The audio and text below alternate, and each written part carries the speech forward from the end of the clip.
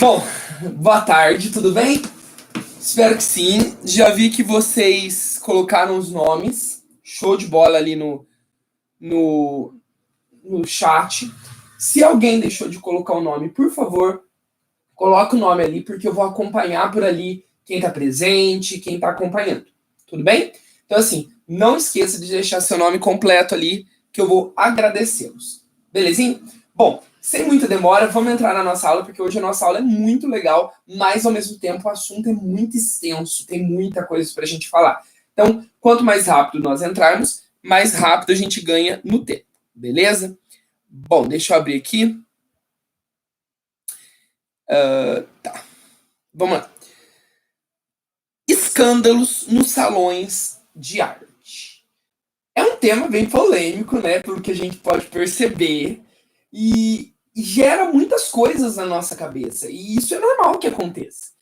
E aí eu gostaria de jogar para vocês essa bola. O que vocês acreditam que se trata a temática da nossa aula de hoje? Escândalos nos salões de arte. Antes da gente até ler o subtítulo, eu quero refletir junto com vocês. Então vamos lá de novo para o chat, né, para eu ver vocês, sobre o que vocês acreditam que venha a ser escândalos no salão de arte. Então, por favor, coloquem o que vocês pensam, galera. Não tem uma resposta certa ou errada, não tem nada. A intenção aqui é um bate-bola mesmo, uma troca de ideia entre nós, eu e vocês, ok? Então eu vou aguardar, que eu estou ansioso para saber o que vocês pensam que vai se tratar, na verdade, a temática da nossa aula de hoje. Lembrando que o primeiro a falar ganha um pontinho extra, ok? Mariana, vamos lá, Mari. Vandalizadas com os novos movimentos. Tudo bom? Mariana, você estudou? Tipo, você leu a matéria antes de falar isso? Porque é o que parece. Parabéns. É isso mesmo. Então, assim, você já deu uma bola dentro. Puf! Na verdade, eu imaginei que ninguém ia acertar, e aí a gente ia trocando ideia até chegar na resposta. Mas é isso. O Gabriel falou conflitos na arte. Da hora, o Gabriel, é isso. Mudança de pensamento causando uma crise. O Pedro Muniz disse isso. Show. Galera, é esse caminho. Vamos lá, então, para os slides que vocês estão no caminho certo. Então, percebam que nós vamos falar, então, sobre essa questão até onde a transformação ela é aceita pelo público, ela é aceita pelas pessoas. Por quê? Muitas vezes as pessoas tratam o novo com certo temor, com certo medo. E nós falaremos até mais e melhor sobre essa questão do medo. Afinal de contas, o novo traz um certo medo, né? Tudo que é novo. Vamos pensar você aí agora, ó. Seu primeiro dia de aula no colégio empreender. Provavelmente você deve ter sentido aquele frio no estômago, aquele frio no estômago, aquele frio na barriga. Por quê? Porque a gente fica assim. Tudo que é novo, a gente não sabe como vai ser, como que nós vamos nos comportar e como que as pessoas irão reagir quanto a nós. Então, assim, percebam que o novo causa esse temor. E nós falaremos melhor a seguir. Então tá certo. Escândalos no salão de artes. Essa é a intenção. É causar com esse conflito. Com esse título, perdão. Por quê? Porque escandalizar alguém, para alguém ficar escandalizado, essa palavrinha, o termo escandalizar, precisa ser algo muito grave, não é verdade? Não me parece, tipo assim, fiquei escandalizado porque a minha mãe me acordou cedo. Isso não é para mim, não tá conectado com escandalizar. Enquanto que, agora, dizer assim, eu escandalizei porque eu vi uma cena que eu não concordo, uma pessoa fazendo algo para outra que eu não concordo. Aí a gente já começa a entender a palavrinha escândalo, não é verdade? Então, nós vamos abranger e entender melhor o que vai tratar a nossa aula. Vamos falar sobre o subtítulo da nossa temática. Arte em sintonia com as transformações. Então a gente agora já consegue entender melhor tudo isso que nós estamos falando. Porque, ó, a vida, a sociedade está em constante transformação, está em constante movimento. Não há o que faça para que isso pare. E que bom, graças a Deus, a sociedade evolui todo o tempo. Tudo muda. Lembra disso? Que eu falei na aula passada? Então, se a sociedade está em transformação, a arte vai acompanhar a sociedade. Lembra disso? Que eu até expliquei que a sociedade continua movimentando e a arte vai o quê? Parando em cada setor, em cada fase e se adaptando àquele meio. Então, a arte está em sintonia com essas transformações. E é sobre isso que nós falaremos. Tudo bem? Bom, vamos continuar. Gente, eu amei esse efeito que eu coloquei, porque tem tudo a ver com a nossa semana, vocês vão entender daqui a pouco. Vamos lá. Eu trouxe para vocês 2 quadros de Jean-François Millet e de Edouard Manet. Os dois quadros são 2 quadros polêmicos. Polêmicos. E eles são polêmicos por algo. E eu quero que a gente troque ideia sobre isso.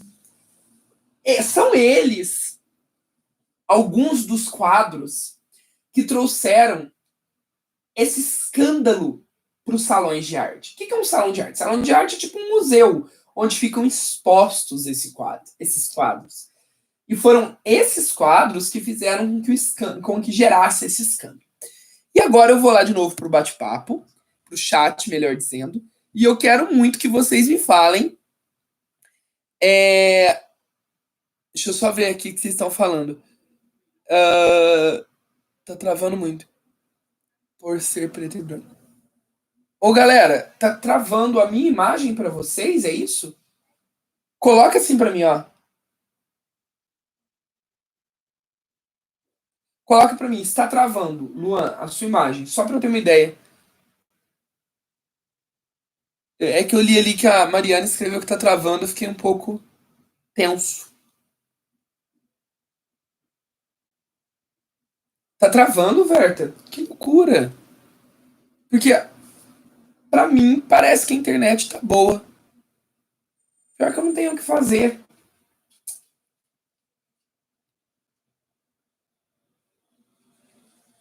Então, provavelmente, pelo que eu tô vendo ali, ó, tem uns falando que tá travando, outros não. Se alguns estão falando que tá normal e outros estão falando que tá travando, é o que parece ser é a internet de vocês que tá travando e que tá ruim, não a minha. Então, o que eu te indico? Tenta assistir, tá? Para ganhar os pontinhos extras, pra gente trocar ideia, e depois assistir de novo. Porque talvez depois que salve não vai ficar travando muito, tá bom? Bom, mas vamos lá. Vamos falar sobre o assunto. Eu gostaria que vocês escrevessem o que vocês acham que tem a ver aquelas pinturas com algo que traz escândalo. O que você vê em ambas as pinturas que pode escandalizar alguém? E aí? Vou aguardar alguém falar.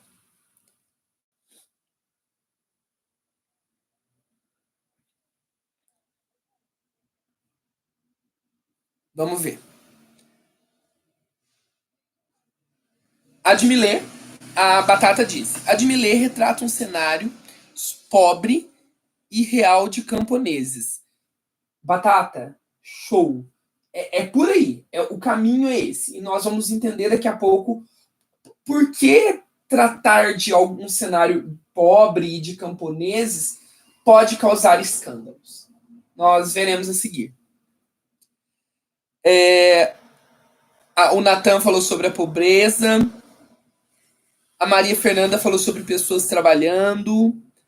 Alguém ali disse: parece que a primeira pintura está sendo escandalizada pelo fato de serem negros colhendo.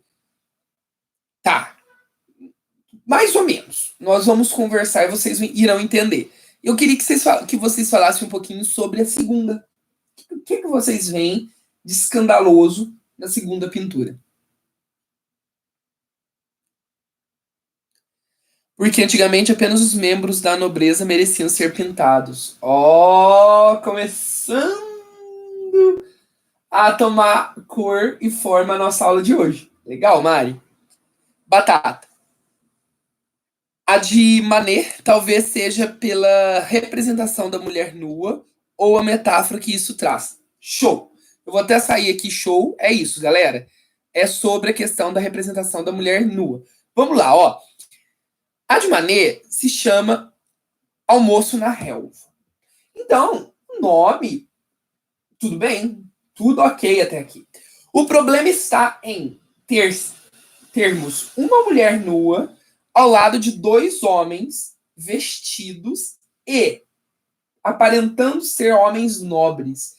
Então, isso, para aquele momento, era algo totalmente que trazia um certo escândalo. Por quê? Para nós hoje, infelizmente ou felizmente, eu não sei me posicionar quanto a isso, a mídia, eu ia dizer vulgarizou, mas não é vulgarizou. A mídia, ela naturalizou a nudez. O que eu quero dizer com isso? Hoje a nudez, ela não é como foi outrora, motivo de vergonha. Claro que ainda existe aquela coisa de, tem vergonha e tal. Existe. Eu tô querendo dizer que, com a mídia, isso se tornou um pouco mais popular.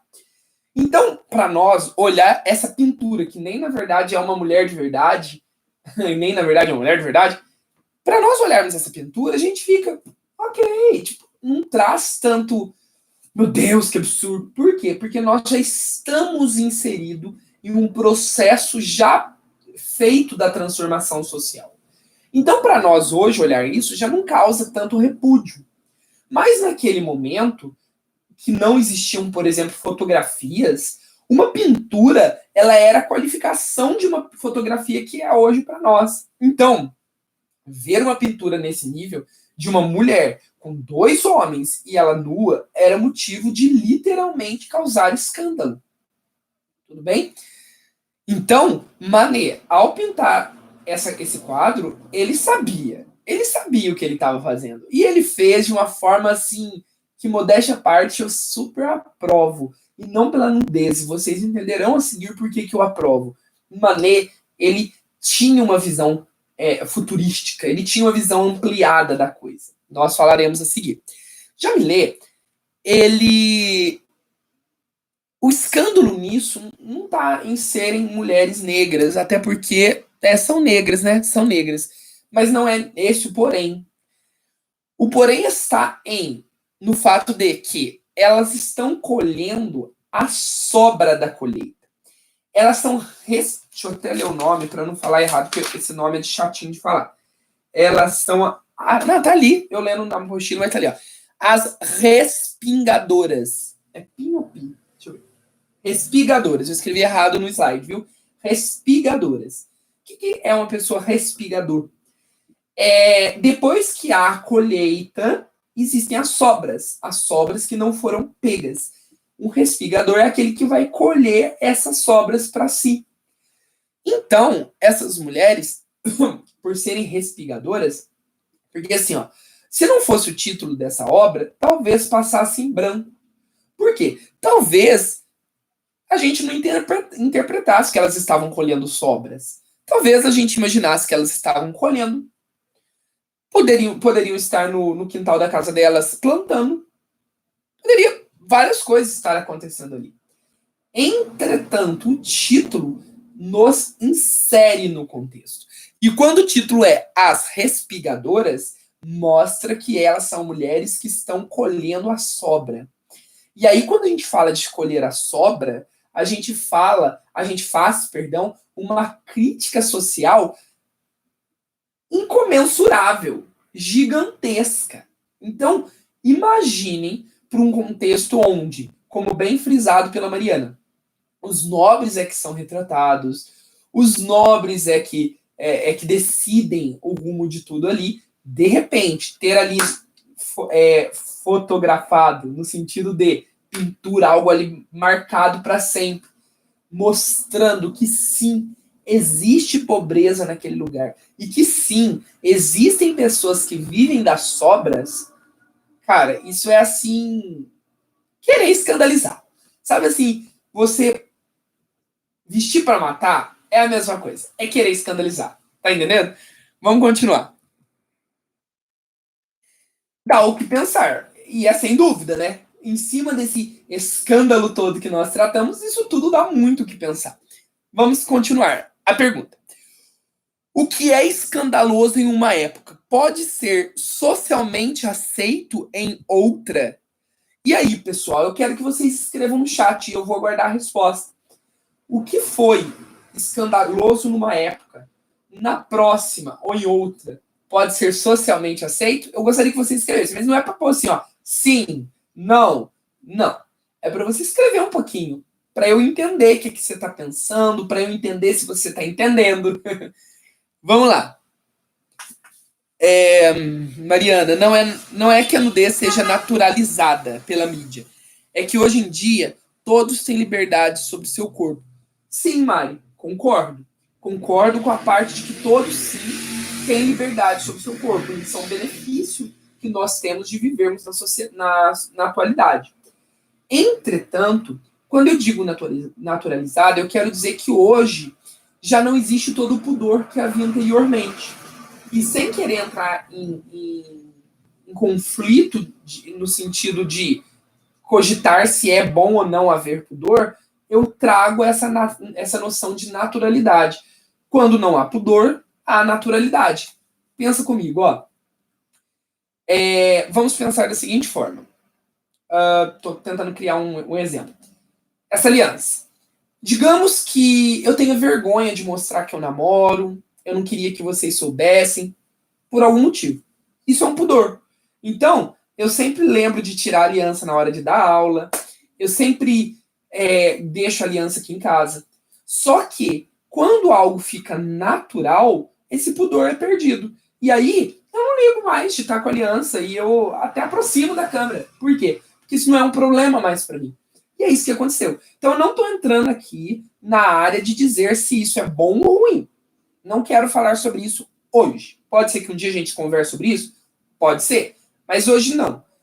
Mas o que eu quero entrar é dizer que o pudor foi deixado de lado, independente se é bom ou não, para dar lugar à naturalidade. Ok? Ana Lívia. A cultura, os pensamentos e os costumes mudam de acordo com o tempo. Verta. Sim. O relacionamento gay, por exemplo. Ana Júlia, sim, pode ser, porque o passar do tempo, a mentalidade e a cultura das pessoas aprimora e evolui, acrescendo ou deixando conceitos no cotidiano. Batata, o uso de vestimentas cobrindo toda a pele é algo exclusivo de um padrão do eurocentrismo. Lívia, sim, tudo está em constante mudança.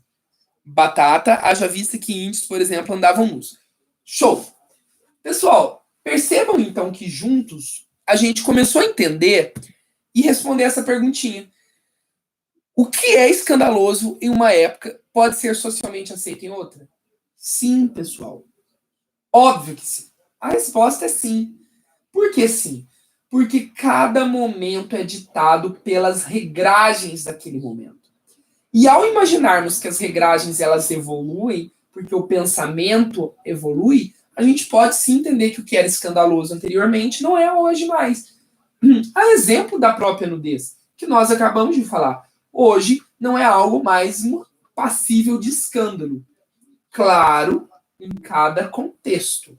Sabemos nós que quando a gente fica sabendo sobre um nudes vazado, ele causa muito escândalo. Tanto para nós que ficamos sabendo, quanto para a pessoa que sofre que é vitimizada pelo todo por conta de ter vindo dela esse nude, né? Então, sim, ainda existe o escândalo intrínseco à questão da nudez. Mas, hoje, um quadro, por exemplo, a gente não olharia com um olhar de escandalizado. Tudo bem? Continuando. As concepções que temos sobre escândalo também são contextuais? E aí? O que vocês acham? Vocês acham que as concepções que nós temos sobre escândalo, elas estão ligadas ao contexto que a gente está inserido? Não só ao tempo, mas no sentido da sua vivência particular? O que vocês acham? Vamos lá de novo no chat para eu ver a respostinha de vocês. A Sara Lima acha que sim.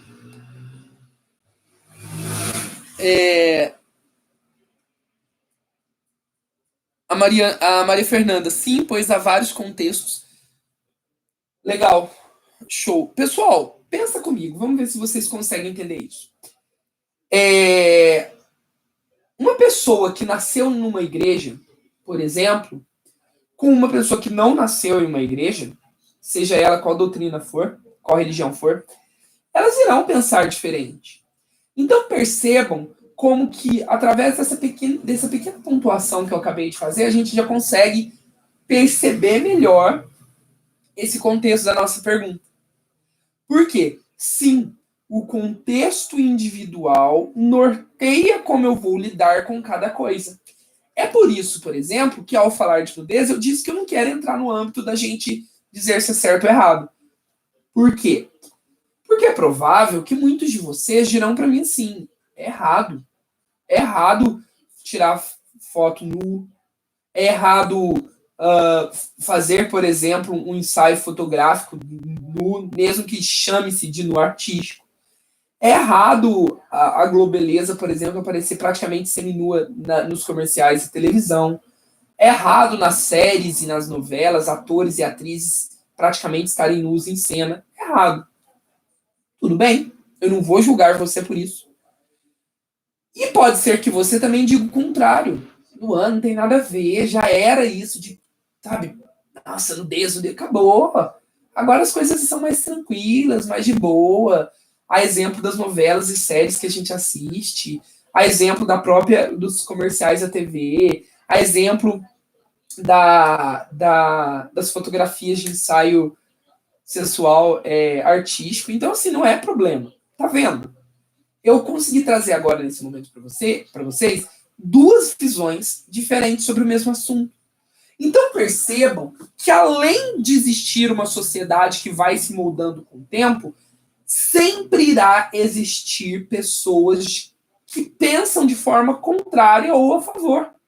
Isso é meio que natural do ser humano, isso é meio que intrínseco a nós, certo? Sempre pessoas posicionarão a favor e pessoas se posicionarão contra. A exemplo do que a Verta falou anteriormente sobre a questão do relacionamento homossexual, casamento, vamos dizer assim. Até meados do século XX, até, né, se a gente for pensar bem, isso era, assim, super motivo para escândalo. Hoje já não é mais. Entretanto, existe um grupo, existem pessoas que ainda olham com um certo olhar de repúdio. Então percebam que sempre irá existir esses dois contextos. Então o que pesa aí? Se não é a sociedade como um todo, o que pesa para definir algo? O que pesa é simplesmente e puramente o contexto de vida da pessoa, do individual. Tudo bem? Deixa eu ver o que vocês estão falando. Cobertura do corpo também é algo relacionado ao patriarcado da época também. Sim, acho que sim. Acho que na maioria dos casos, sim, na maioria dos casos, sim, isso depende da criação, religião, etc. Legal, pessoal. A gente tem que entender que depois que nós nascemos inseridos numa cultura europeia, que a roupa, ela se tornou parte da nossa cultura, tirar a roupa é algo conflitante. Entendeu? Continuando. Bom, então a gente já deu aqui para pensar pra caramba, certo? Vamos prosseguir. Arte em sintonia com as transformações. Então, agora a gente entra efetivamente na matéria quando a gente fala que a arte está conectada com as transformações. Tudo que acontece na sociedade está ligado às movimentações que a arte vai tomar a partir de. Ok? Vamos lá. Obras de arte chocam e representam. Pessoal, esse é o objetivo da obra de arte. Seja ela qual for, desde uma estátua, de uma escultura, até um teatro, uma música. A arte existe não só para trazer elementos para a nossa sobrevivência, não só para nos entreter, não só para decorar. Então a arte tem um viés, um cunho muito maior implícito nela, que é a questão de chocar e representar. Então, anota isso no seu caderno, porque isso é importante você guardar. Que então a arte, ela está conectada com isso. O que seria chocar? Pessoal, exatamente o que nós estamos tratando nessa temática da aula de hoje. A arte, às vezes, ela precisa chocar. Mas não é um chocar maldoso. Não é um chocar ruim. Não é que o artista falou assim, eu quero chocar, eu quero fazer todo mundo, tô nem aí pra ninguém, quero que todo mundo se dane. Não é isso. É mais ou menos o que eu fiz, e eu gosto de trazer os exemplos meus, porque o meu exemplo inclui vocês, porque a gente está inserido no mesmo contexto escolar e artístico. É o que eu fiz com Glee. Vamos pensar.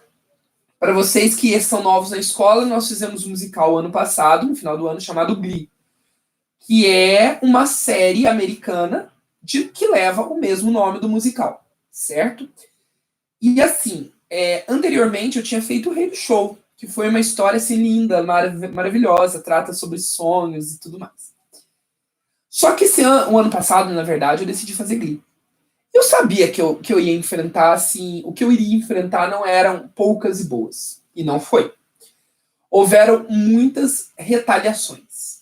Ou seja, muitas coisas chegando até mim, de pessoas reclamando, sabe? Muito conflito. Por quê? Ele vai fazer uma série americana que tem homossexualidade na história, que tem. Que tem. Que mais? Que tem sexualidade na história. Só que é claro, como alguém maduro, um adulto que sou, e artista também, eu saberia manipular essa história de uma forma que ela ficasse leve para o contexto que ela estava sendo inserida, que era um contexto de adolescentes. E ficou. Após isso, fiquei muito feliz. Só recebi elogios. Então valeu a pena todo o esforço. Mas a intenção foi chocar. Chocar para transformar. E é o que está escrito ali. Sabe, quando a gente choca, a gente às vezes consegue transformar uma realidade. E é o que aconteceu com Manet, é o que aconteceu com esses pintores que nós trataremos a seguir. Às vezes, é necessário chocar. As músicas na época da ditadura chocavam. E também representam. Elas representam o pensamento daquele momento. Vamos pensar. Quando nós vemos, por exemplo, a pintura de Millet. Ou a pintura de Manet. Eles não quiseram chocar simplesmente porque deu uma louca na cabeça deles e falaram assim, vamos chocar. Não. Existia uma intenção. Existia uma representação. Aquilo representava algo para eles. Alguma coisa que eles estavam vivenciando. E é claro que não eram somente eles nas suas individualidades, mas no contexto social. Tudo bem? Continuando. Movimentos artísticos provam isso. Então, qual é a prova maior que a gente tem de que a arte representa o ser humano? Que a arte representa a sociedade? São nos movimentos artísticos. Renascimento, romantismo, futurismo, parari. Por quê? Porque tudo isso marcou um momento. Mas não só marcou, como para que aquele momento acontecesse, ele chocou. Tudo bem? Continuando. Transformações ocorrendo. Qual corrente é inovadora e qual é conservadora? Gente, aí que tá. As transformações, elas estão ocorrendo o tempo todo. Como eu disse para vocês, a sociedade ela é dinâmica. Ela não para. Existem, então, a corrente que vai ser inovadora e vai ter a corrente que vai ser conservadora. Lembra que eu acabei de falar lá no início da aula? Sempre irão haver esses dois paradigmas. Entretanto, cumpre a nós, como artistas e estudantes da arte, entender o que é inovador e o que é conservador. Como que nós vamos nos pontuar, nos colocarmos diante disso? Note que não é simples. E para que a gente entenda, a gente precisará desenvolver o pensamento com a aula de hoje. Ok? Nada se mantém para sempre, pessoal. Nada. Nada nesse mundo é eterno. Nem mesmo nós. Porque assim, a gente tem uma noção, por mais que nós sabemos que todos nós iremos falecer um dia, é tenso pensar que daqui, vamos pôr aqui, daqui 150 anos, Nenhum de nós que estamos vivendo esse período de coronavírus, essas paradas, estaremos mais aqui. Olha que pesado. Daqui 150 anos, nenhum bebê que nasceu hoje, aos 150 anos talvez ele possa estar. Vamos pôr mais tempo, 200, vamos pôr 200 anos. Nenhum bebê que nasceu hoje, ele poderá estar daqui 200 anos. Então percebam como a vida ela é frágil, como ela é simples. A exemplo, nós temos esse momento que nós estamos vivendo, um vírus que não é visto a olho nu, consegue destruir uma pessoa. Então, percebam como tudo é muito simples, é muito frágil. E tudo passa.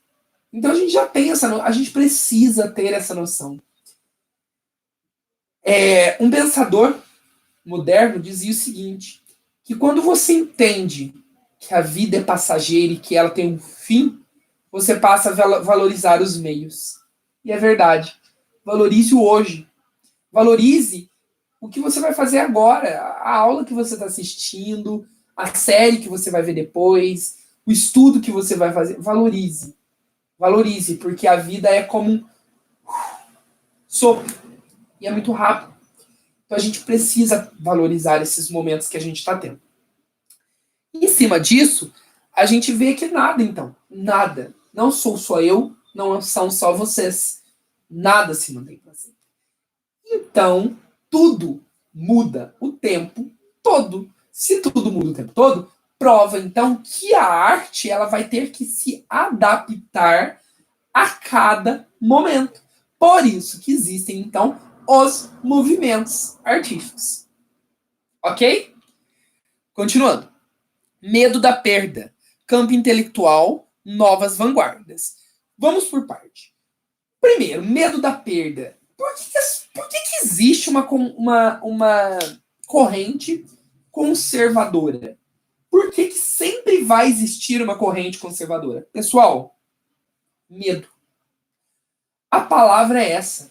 Medo. Medo do novo. Medo do que vem a seguir. Vou dar um exemplo. Eu sou da igreja presbiteriana. E hoje, a minha igreja, para vocês entenderem melhor, por mais que seja uma igreja evangélica, ela não é tão atual assim, né? Ela vem lá da época do protestantismo, da reforma protestante, com Lutero, João Calvino. Então é uma igreja que tem uma tradição tanto quanto a igreja católica. Tudo bem? Então não é uma igreja evangélica dessas que abriu ontem. Ela tem um histórico. Ok? E por ter um histórico, muitas coisas eram, como que eu posso dizer, eram motivo de controvérsias dentro dela. Por exemplo, bateria. Para ter bateria na minha igreja, não efetivamente na minha, porque desde que eu nasci tem bateria na minha igreja, mas na presbiteriana como um todo, porque eu conheço a história. Para ter bateria dentro da igreja, da minha igreja, no caso, denominação, ventou e choveu. Ventou e choveu. Porque uns acreditavam que estava trazendo o mundo para a igreja, outros acreditavam que tinha que inovar, outros tinham medo. Qual era o medo? Medo de que isso levasse alguns membros embora. Medo de que isso transformasse a igreja num centro artístico, um evento artístico e não mais num momento de adoração a Deus. Então percebam que tudo que é novo causa um certo medo anterior, ok? O medo de perder aquilo como está, certo? Por exemplo, outro exemplo. Quando eu comecei minha faculdade de Direito, lá atrás, eu fui morar em São José dos Campos. E eu morei em São José dos Campos durante um ano, porque a faculdade de Itajubá de Direito não era reconhecida pelo MEC, eu decidi fazer lá, porque lá era. Depois aqui se tornou, eu voltei para cá e terminei de formar aqui.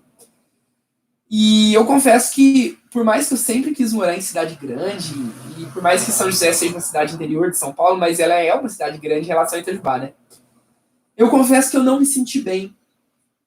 E eu não me senti bem não foi pelas pessoas que eu morei, não foi por nada. Foi simplesmente porque era tudo muito novo. Eu tava com medo da perda. Da perda dos meus amigos aqui de Itajubá, da perda dos meus familiares, da diminuição de vida que eu tinha com os meus familiares, porque agora eu já não ia viver todo o tempo com eles mais.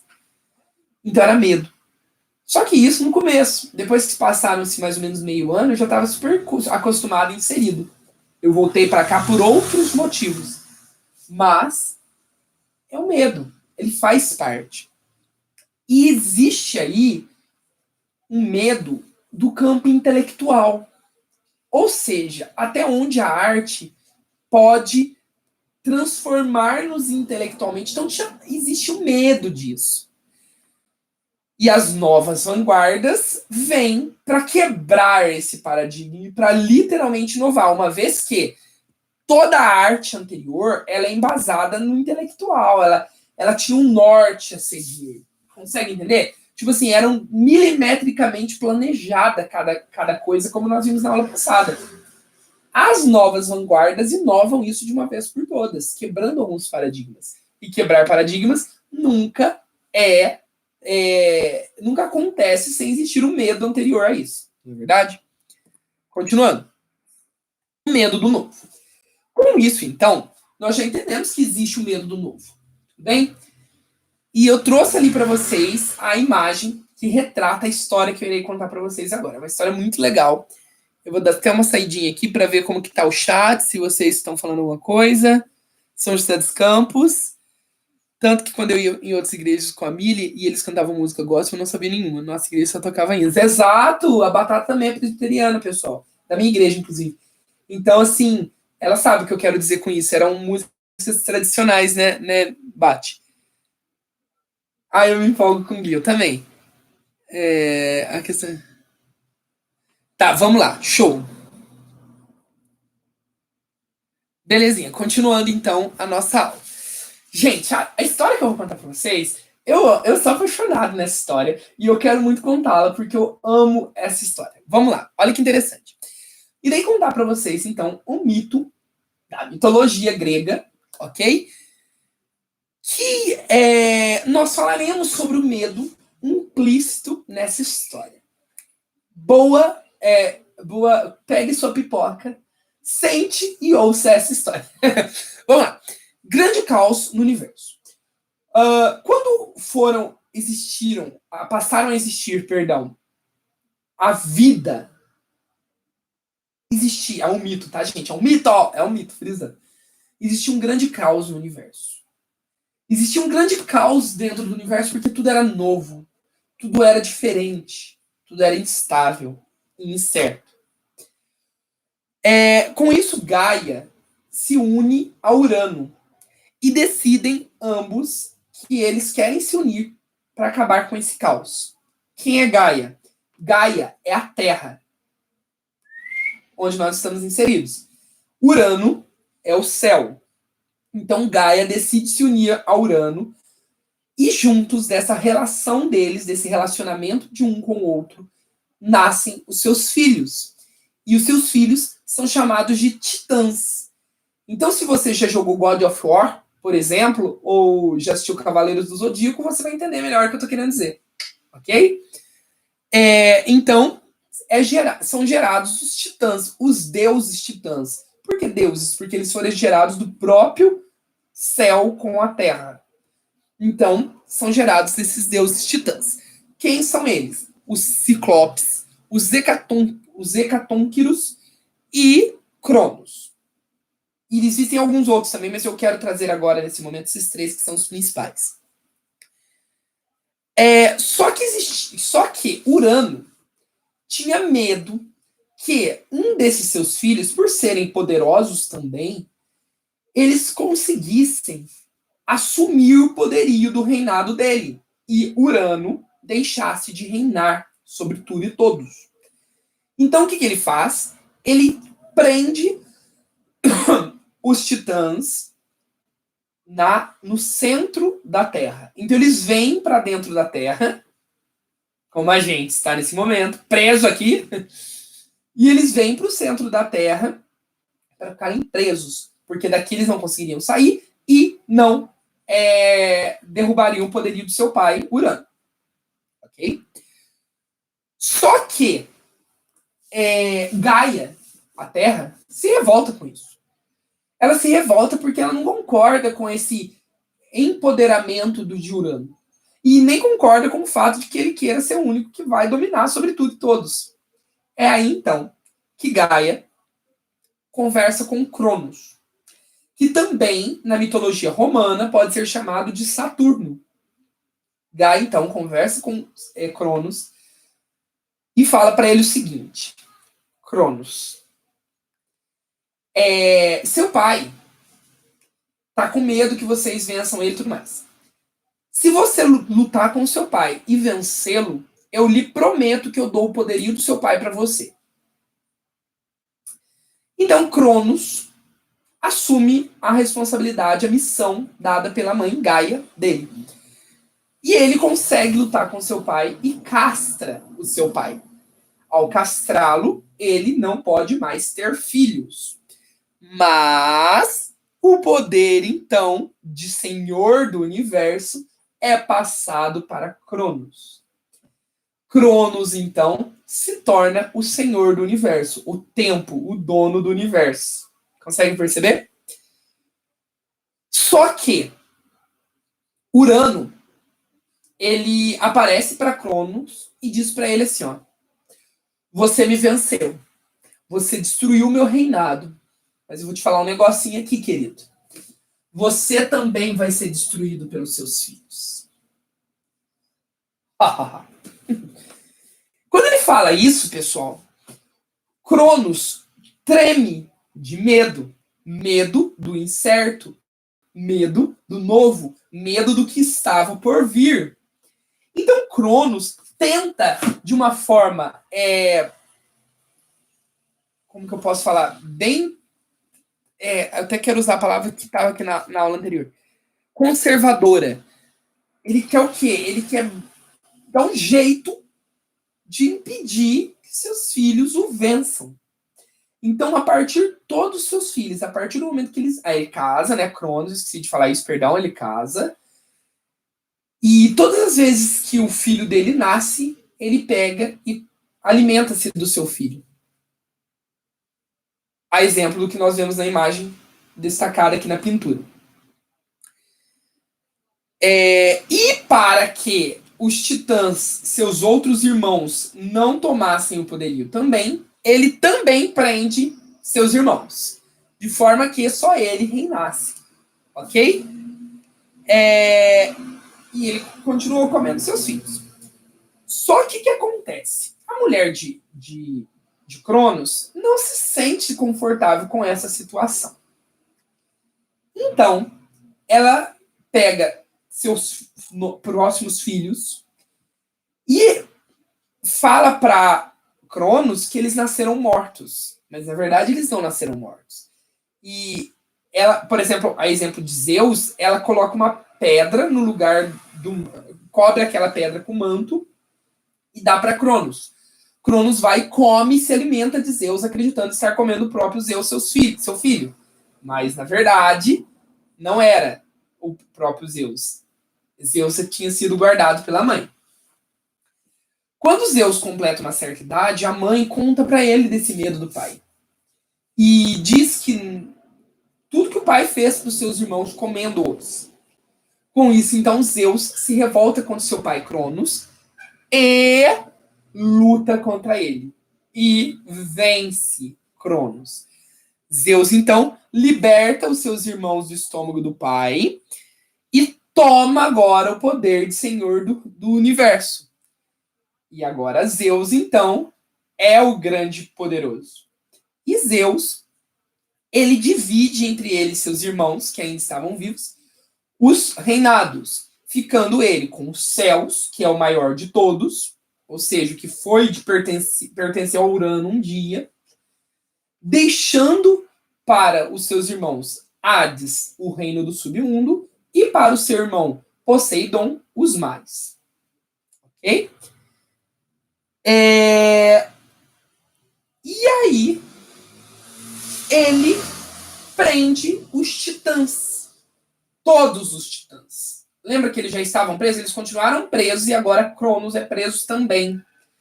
Porque agora Zeus traz uma nova origem para os deuses. Ele desvincula a origem dos deuses titãs, gerando agora a origem dos deuses do Olimpo. E aí, por que Zeus prende os irmãos os tios titãs dele?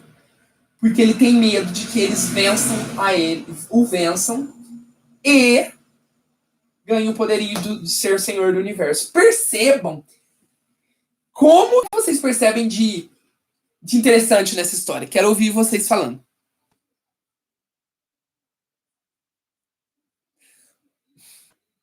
Batata, olha a minha cara com o que você escreveu. O que vocês percebem dentro dessa história? Ó, eu tô até demonstrando aqui com as mãos.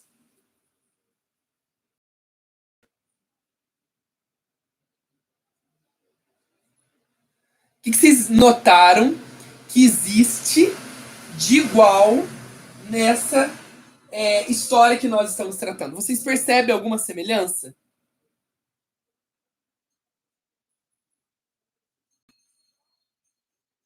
Vou guardar vocês falarem. Por favor, falem. Se vocês não percebem semelhança nenhuma, falem assim: eu não percebo semelhança nenhuma. Mas só para eu saber que você tá aí. Please.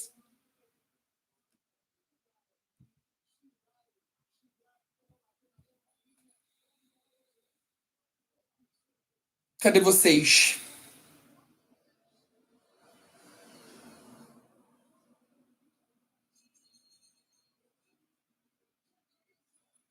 Gente, ninguém vai falar nada? Ah, o Leonardo. Começou a travar para mim. Por isso que a galera tá demorando para responder. Então, gente, ó, eu vou continuar com a aula normal. E aí depois eu faço perguntas, tá? Porque aí depois vocês podem assistir normalmente. Vamos lá. Bom, entendendo isso, a gente viu a questão do medo e desse medo da história se repetir, né? A gente vai para uma letra de uma música do Gabriel Pensador, que diz: o título da música é O Mundo Muda com a Gente. Vamos lê-la. Muda que quando a gente muda. Que quando a gente muda, o mundo muda com a gente. A gente muda o mundo na mudança da mente. E quando a mente muda, a gente anda para frente. E quando a gente manda, ninguém manda na gente. Na mudança de atitude, não há mal que não se mude, nem doença sem cura. Na mudança de postura, a gente fica mais seguro. Na mudança de presente, a gente molda o futuro. Por que eu trouxe essa música? Gente, duas visões parecidas que se assemelham. Ó, enquanto nós vemos em Cronos, na história toda dele, um medo do futuro, um medo da mudança, prende seus filhos para evitar males maiores. Na história na música do Gabriel Pensador, a gente vê o contrário. A gente vê a mudança sendo necessária para a transformação. Então percebam, uma corrente nova e uma corrente velha, conservadora, juntas, com a mesma visão de mudança para o futuro, como nós estamos falando. E aí nós vamos falar sobre música concreta. A música concreta, é importante que vocês entendam isso, é um conceito muito importante da aula, tá? Deixa eu sair aqui rapidinho, que agora eu tô preocupado de estar travando para vocês. Gente, fala para mim se destravou. Fala assim, Luan, destravou, para eu saber. Eu tô vendo que tá travando porque até a minha imagem ali tá travando para mim. Ó, eu tô mexendo as mãos, tô vendo tenso. Mas de qualquer forma, eu acho que vocês conseguem assistir depois. É que deu uma travada agora. Vamos lá, vou continuar a aula pra gente não perder, tá bom? Música pode inovar com suas letras ou inovar com seu ritmo. Gente, por que eu trouxe essa música de Gabriel Pensador? Além de mostrar uma visão inovadora quanto à mudança, diferente da visão de Cronos, que tinha um medo da mudança, nós vemos, da mitologia grega, né? Nós vemos que a música, ela tenta sempre inovar com o ritmo, inovar com o conceito. A música é arte, da mesma forma que nós falamos que a arte ela serve para questionar, para conflitar, a música também. E é por isso que nós vamos falar sobre o que vem a ser a música concreta. técnica experimental de composição que não utiliza os instrumentos tradicionais. Música concreta, pessoal, é uma técnica criada há um tempo atrás, onde junta-se coisas do cotidiano. Por exemplo, esse barulho aqui. Ou uma água caindo de uma torneira, ou alguém batendo na porta, barulhos do cotidiano para criar uma música em cima disso. Ok? Isso é uma música concreta. Isso é um termo música concreta. Tudo bem? E vocês... Eu não lembro se eu coloquei para vocês o link. Não coloquei, mas eu peço para depois vocês pesquisarem sobre alguma coisa no YouTube sobre música concreta, para vocês verem. Porque é interessante. No início, quando a gente vê isso, a gente acha estranho. Sabe? É uma mulher fazendo... Sabe umas coisas assim? E é uma música. Então você fica tipo... Tudo bom. Só que a gente precisa entender que mesmo que seja estranho, é estranho porque nós não estamos inseridos nesse contexto quando essa música surgiu. Mas ela é tão importante que ela influenciou o rock que nós conhecemos hoje e a música eletrônica. Tudo bem? Continuando. Olhar sempre à frente. Em 1909, houve um livro, né, escrito chamado Manifesto Futurista, escrito por Filippo Tommaso Marinetti, durante o período da Revolução Industrial. Então percebam que no Manifesto Futurista nós vemos a primeira manifestação do que viria a ser o novo movimento da época, que era o movimento futurista. Ok? Com esse livro, ele dá o start. Não, na verdade, nem é um livro. Na verdade, ele é um... Como que eu posso dizer? Ele é um... eu perdi o termo. Ele é um apanhado, é um escrito, é um texto que foi publicado em um jornal. Eu não lembro o nome do jornal, mas é um jornal na Itália. E aí é da onde tudo veio, tá? Movimentos artísticos do passado deveriam ser esquecidos para a realidade do futuro ser absoluta. O movimento futurista entendia que tinha que esquecer o passado, tudo, para começar um novo futuro. E aí vocês percebam que as pinturas eram diferentes, que as esculturas eram diferentes. O movimento futurista, trazia uma nova visão do todo. Ele inovava o todo. Só que eles perceberam, no decorrer desse movimento, que era impossível reiniciar a arte. O que é reiniciar a arte? Gente, o que é reiniciar o computador? Você vai lá, ó, desliga o computador e quando ele liga, ele tá do zero. Não é assim? Não tem como zerar a arte. Tudo que fez parte da arte no passado, ela não tem como ser apagada. É isso que o movimento futurista queria, mas descobriu que não tem como. Porque conservar é tão importante como inovar. Então percebam que no final da nossa aula, olha que bug mental. Tudo que nós falamos, que sempre existirá uma corrente conservadora e uma corrente que vai querer inovar, são necessárias ambas. Ambas precisam existir. As pessoas conservadoras precisam existir as pessoas que vão querer inovar.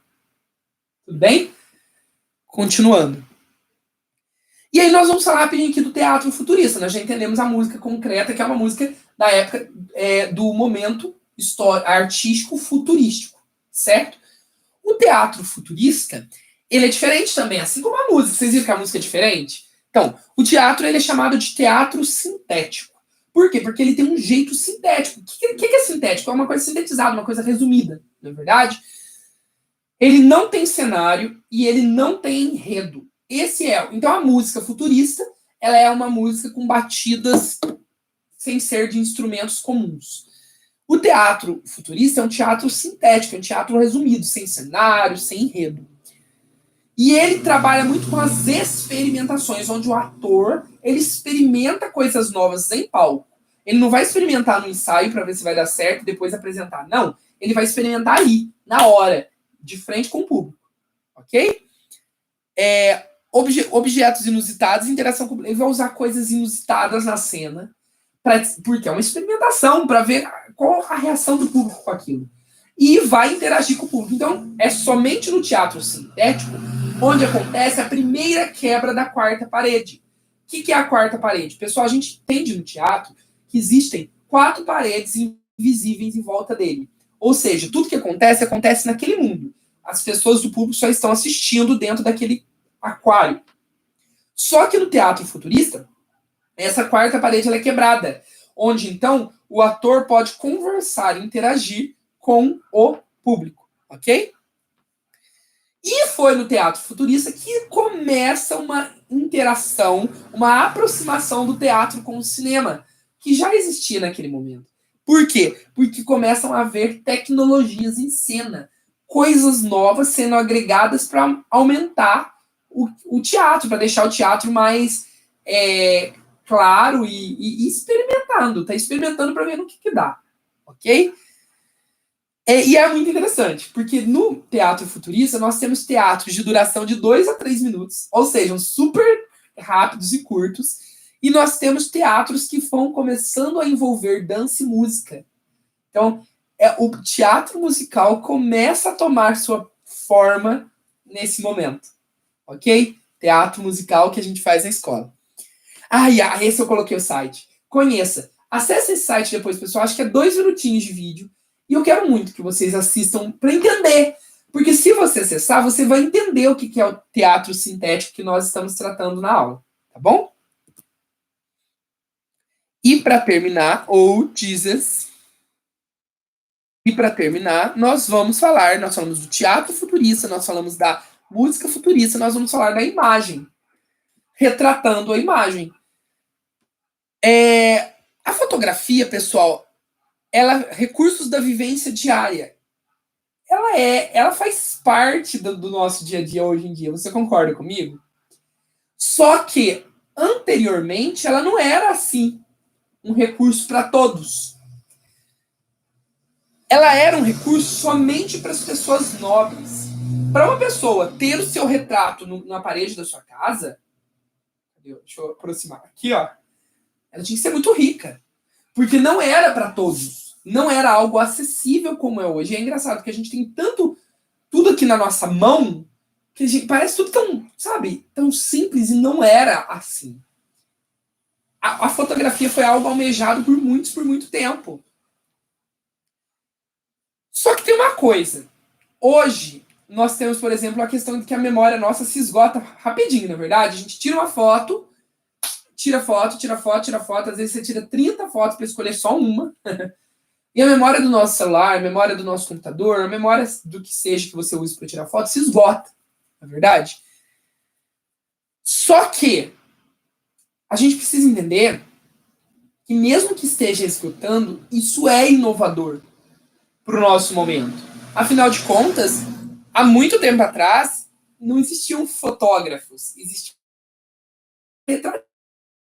que eram os pintores que faziam as fotos como essa que está no slide de vocês. Ele pintava retratando aquela pessoa, mas retratava só as famílias abastadas, as famílias ricas. Certo? Louis Daguerre, no século XIX, ele cria o que ele chama de câmara escura, que é uma mistura de iodeto de prata para fixar as imagens. E ele chama isso de daguerrótipo. Nossa, tão difícil falar isso. Por quê? Porque é o sobrenome dele e é a primeira câmera. Então, a primeira câmera foi criada por Louis no século XIX. Além da inovação tecnológica, houve influência sobre a sociedade, sobre a arte. Vocês concordam comigo? Gente, quando foi criada essa nova forma de fotografar, que não era mais pintada, claro que houveram inovações, claro que houveram posicionamentos acerca disso. E aí, houveram 2 lados. Alguns pintores ficaram tristes com a chegada da máquina para assumir seus postos. Sabe? Dizendo assim, nossa, agora a máquina vai tomar o lugar do ser humano e todo mundo vai ficar desempregado. Esse era um lado. O outro lado dizia, alguns pintores entenderam que a máquina retratava a realidade, mas a pintura pode extrapolá-la. Outro lado dizia assim, não, eu não vou ficar chateado porque agora eu não vou pintar mais as pessoas. Eu vou continuar pintando, porque a máquina ela retrata a realidade, mas a pintura vai muito além. Ela pode extrapolar, Por exemplo, a máquina, se você tira uma foto minha agora aqui, ó, é eu, somente eu e nada mais. Mas numa pintura você pode colocar eu aqui com uma fada voando aqui, com um anjo, você tá entendendo? Então ela vai além da realidade. Então, notem, dois vieses diferentes sobre o mesmo contexto. É o que nós falamos. Sempre vai existir uma posição nova, inovadora e uma mais conservadora. E nós, como artistas, devemos entender isso e não nos preocuparmos. Sabe, faça a sua parte, acredite no que você quiser, seja conservador ou não. E não se preocupe, é importante que existam esse embate. É como se fosse o bem e o mal. O bem e o mal precisa existir. Assim como precisa existir o conservador e o inovador. E aí ficou aquela pergunta, e aí, o fotógrafo, ele é um artista? Será que o fotógrafo ele é um artista?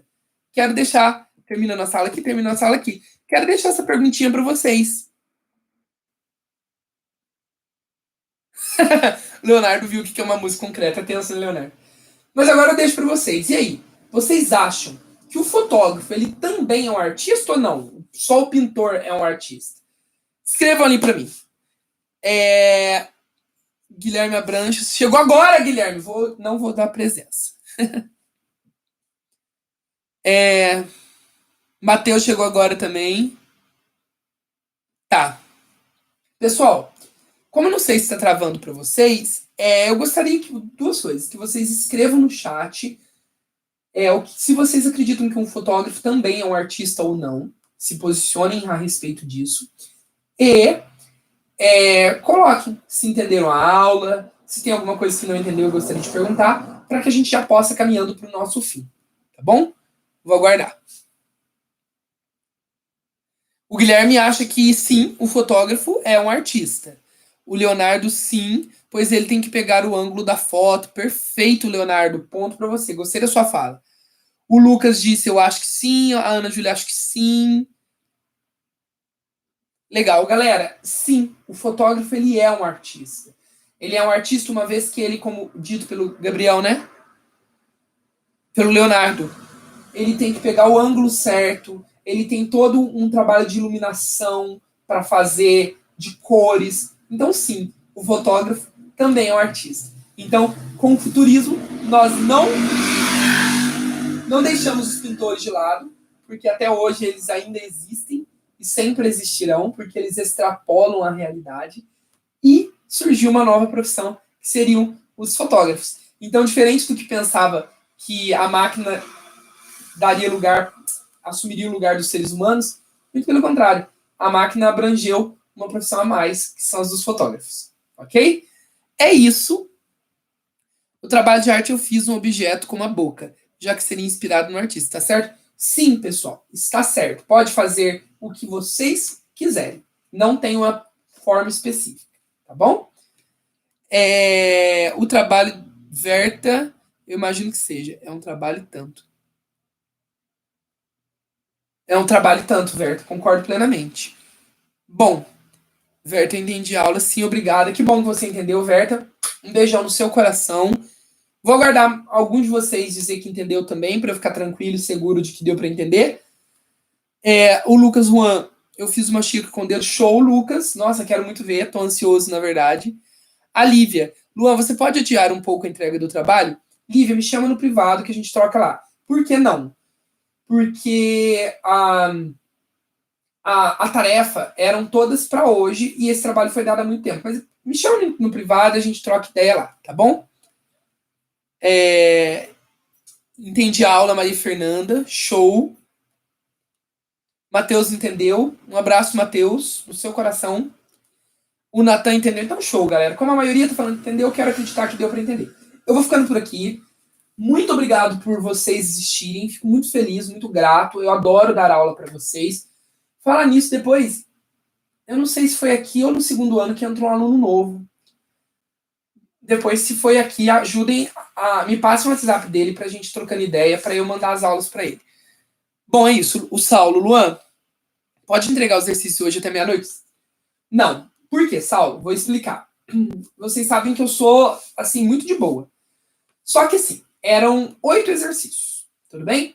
Que eram os 5 exercícios da apostila e mais 2 resumos e e o Lau vai lá e faz. Só que o que aconteceu?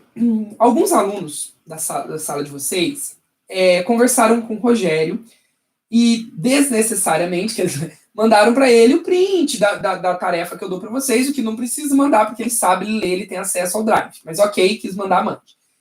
E nesse print mostrou que eu estava dando 8 tarefas, sendo que ele tinha pedido para 4. Só que o que vocês não entenderam é que eu estava dando 8, por quê? Por 2 motivos. Porque eu preciso de nota para dar para vocês, afinal de contas, está terminando o bimestre dia 17, sexta-feira agora.